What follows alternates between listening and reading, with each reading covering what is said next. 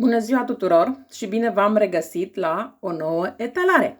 Sper că sunteți cu toții bine, sănătoși și de ce nu, poate că așteptați aceste etalări, poate cu zâmbetul pe buze sau cel puțin după ce le ascultați vă mai aduc zâmbetul pe buze. Vedem acum, da? Fiecare dintre voi cum se simte când ascultă aceste videoclipuri. Astăzi o să fac un videoclip un pic mai diferit, cu o singură variantă de răspuns și o să vă rog să lăsați, bineînțeles, care puteți și care doriți, să lăsați un comentariu cum vi se pare acest gen de videoclip. Și videoclipul se numește Mesajul sufletului tău când nimeni nu te înțelege.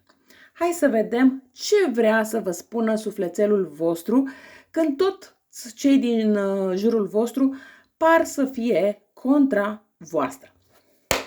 Hai să vedem ce vor să ne spună cărțile în legătură cu acest mesaj.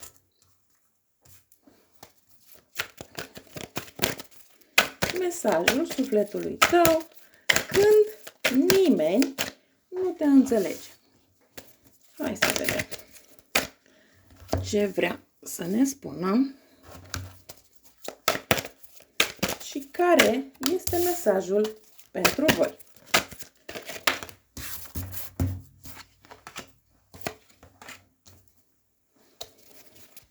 Îmi place că sunteți genul de persoane familiste, persoane calde, persoane care mereu săriți în ajutorul celor din jurul vostru.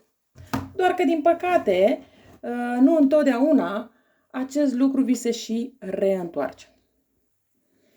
Așa cum am spus încă de la început, voi sunteți genul de persoane care vă doriți stabilitate, vă doriți să prindeți rădăcini în locul în care sunteți, vă doriți loialitate, vă doriți un viitor împreună și prosper alături de persoana de lângă voi. Dar un pic de atenție, pentru că uneori poți confunda siguranța mentală sau siguranța materială cu iubirea reală. Aici, în unele situații, pot să spun că îți vinzi libertatea pe promisiunea unui castel care se poate dărâma oricând.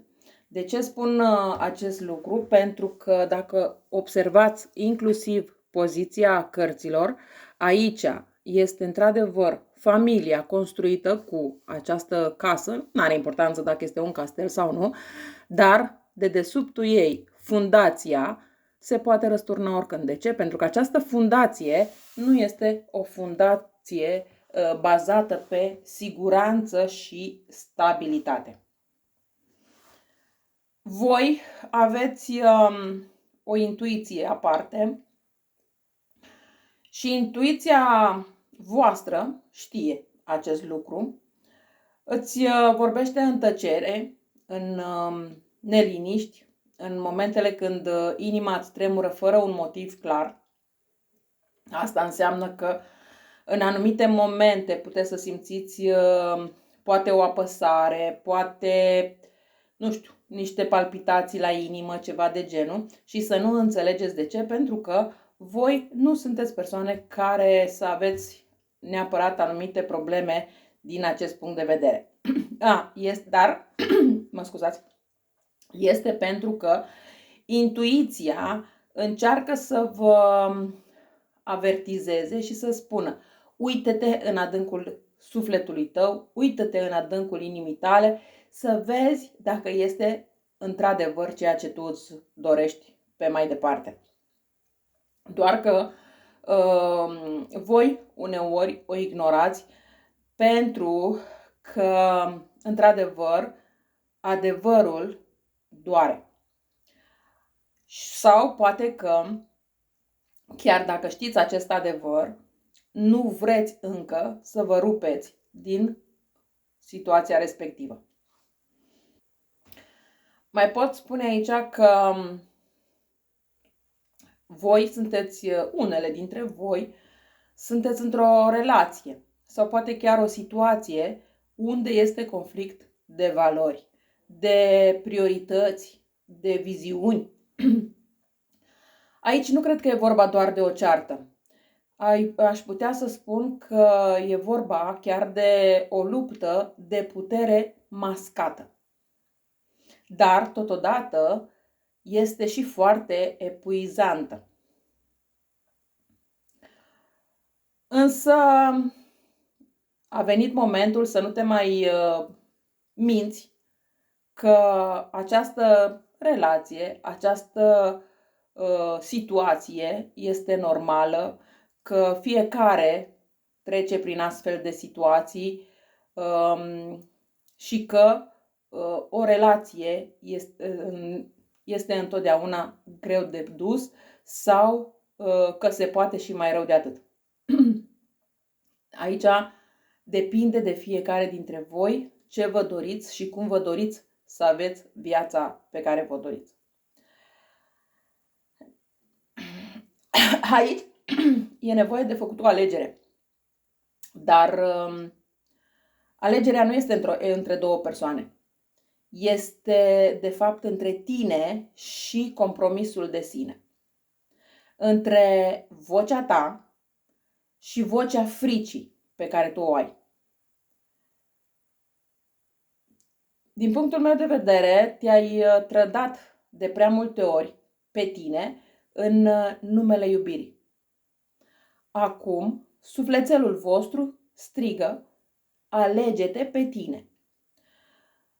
Eu zic, dacă se poate, de ce nu, încercați să faceți niște cursuri de dezvoltare personală sau poate vreți să faceți un fel de terapie, nu știu, ceva de genul, dar să fie ceva care în care să vă regăsiți voi pe voi. În acest moment pot să spun că te agăți de ceva care pare stabil, dar care te ține captivă. E ca și cum vrei să ieși, dar nu poți, pentru că ușa este închisă. Controlul, frica de a pierde, atașamentul față de o idee sau poate față de o persoană, toate te țin blocată. Iar sufletul tău vrea să eliberezi, nu să conservi.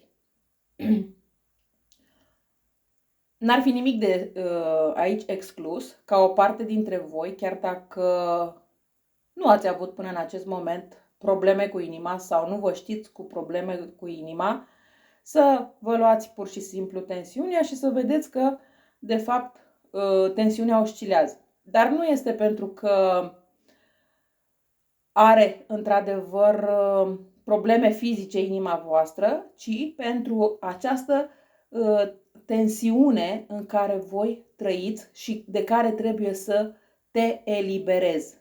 Aici nu vorbim despre probleme fizice, cât vorbim despre probleme mentale, probleme interioare ale voastre, că v-ați pierdut încrederea în voi. Iar inima, sufletul vostru strigă, eliberează-te.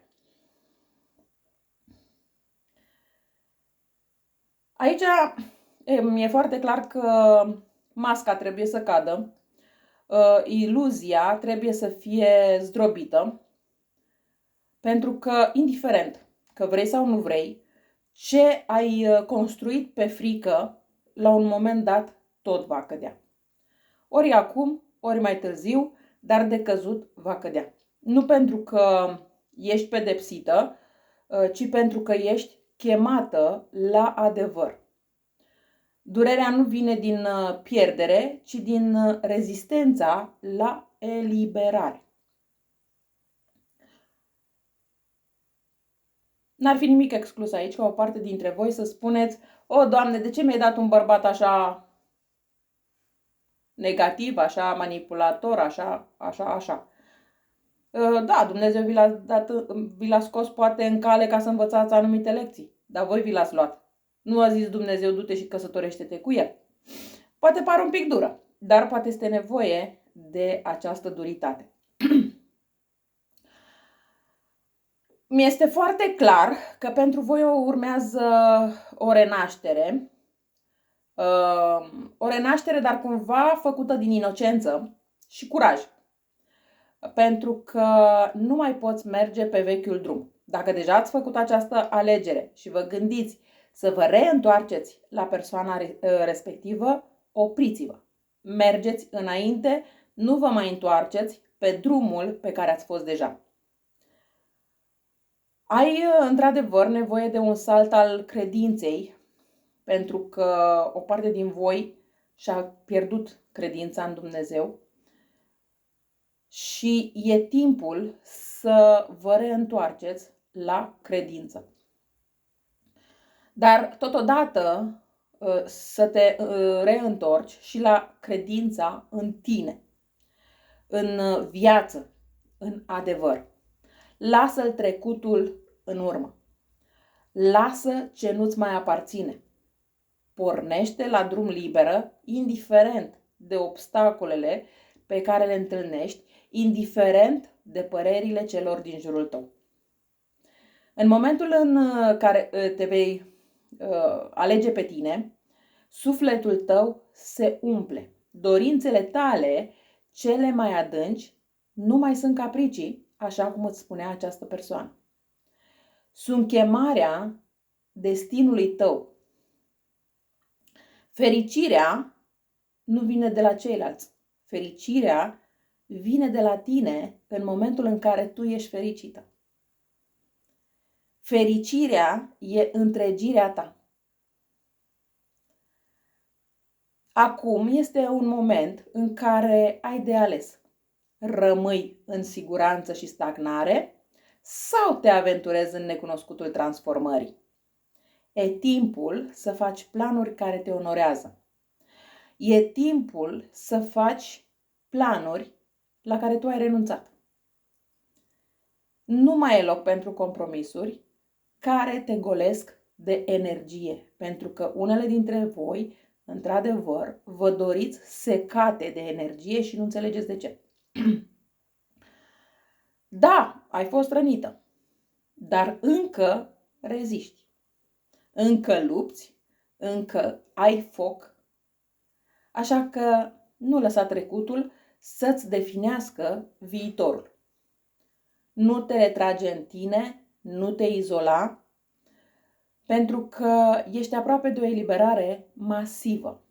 Dar trebuie să alegi să mergi până la capăt cu adevărul tău ca armă. Aici, nu știu dacă ați observat, pe zilele trecute chiar am pus un videoclip în care e vorba de declarație pentru a-ți găsi iubirea potrivită. O să vă recomand să-l faceți. Trebuie făcut pe o perioadă de 7 zile, dar de preferat este acum să așteptați să fie din nou lună plină sau lună nouă și mai apoi să-l faceți. Nu chiar acum. Dar nu uitați de acel videoclip. Eventual căutați-l, scrieți-l pe foaie de hârtie și când la următoarea lună nouă sau lună plină să îl aveți la îndemână și să îl faceți. Mesajul sufletului tău pentru tine este în felul următor. Nu mai trăi pentru a fi înțeleasă, trăiește pentru a fi adevărată. Nu mai încerca să faci pe alții să te vadă, uită-te tu în primul rând la tine. Pune-te în fața oglinzii și uită-te la tine. Și spune, sunt frumoasă, sunt deșteaptă, sunt inteligentă, da? În fiecare zi fă acest exercițiu pentru că te va ajuta foarte mult. Sufletelul tău mai spune, când mă trădezi pentru o a păstra o relație mă rănești mai tare decât orice despărțire. Eu vreau libertate, adevăr, putere, nu supraviețuire. Și sufletelul tău îți spune să rămâi lângă el și să-l alegi. Într-adevăr, această situație poate însemna pentru voi o situație foarte grea, această separare, această despărțire. Dar trebuie să te gândești, indiferent cât de greu ți-ar fi, dacă e bine să continui această situație care te epuizează sau este mai bine să te regăsești tu pe tine și pe un viitor mai bun. Și ce este mai bine? Să trăiești în frică sau să trăiești în libertate? Astea sunt întrebări la care fiecare dintre voi trebuie să vă răspundeți. Eu cam atât am avut de spus. Sper că acest videoclip v-a făcut să reflectați puțin asupra situației, asupra sufletelului vostru și să luați deciziile necesare pentru voi pe mai departe. Eu vă mulțumesc și vă doresc o zi cât mai frumoasă în continuare. La revedere!